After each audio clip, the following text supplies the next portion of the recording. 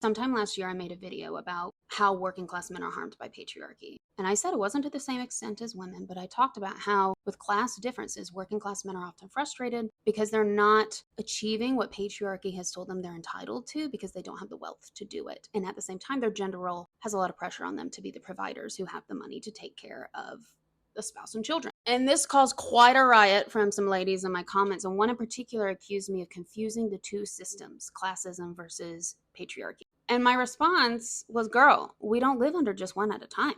People make models, researchers, because it is complicated and they're trying to understand something and simplify it, but they're not disentangled in real life. And so this term I've actually never heard before, kyriarchy, but I like it because of that experience. I've always just talked about intersectionality, but I think this is cool that it's something that looks at how all systems of oppression intersect. There are interconnected power structures. So encouraged by your comment, I went and did some digging online to find a photo to share with y'all.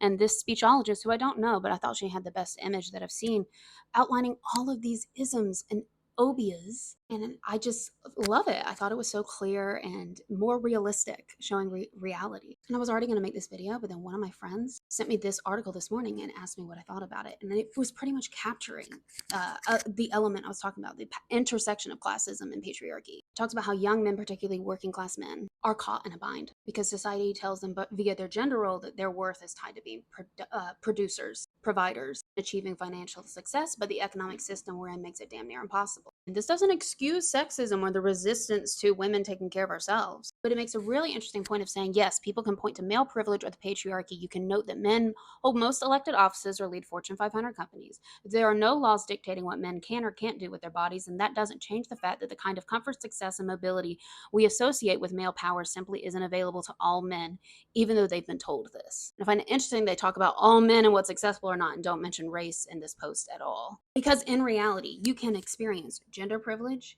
and racial privilege and marginalization and class privilege or marginalization all at the same time. And that makes things really complicated. And this isn't about making a hierarchy on who has it better or worse, but about recognizing systems of power that are complex and interconnected. And this is why I think y'all like my research on the unwritten rules of work so much, because I talk mostly about class and how it intersects with neurodivergence, race, and gender. And I find that this has helped me have very difficult conversations in workplaces that they're normally not having. And that's what my clients say too. My most recent client just wrote me a testimonial and said that I help people feel comfortable about talking about things that can sometimes be uncomfortable. Because I think people feel a lot of resistance to talking about issues because they feel left out. A lot of people can relate to feeling a loss of power in some context, but where you throw the baby out with the bathwater is assuming that it's all equally distributed and that one negates the other, and that, well, everybody just has the same experience. That's not true. It impacts us in different ways, and it shows up at work all the time. And until we recognize how these systems are interconnected and talk about what's similar and what's different for us, work and life continue to be frustrating. So thank you for the new word.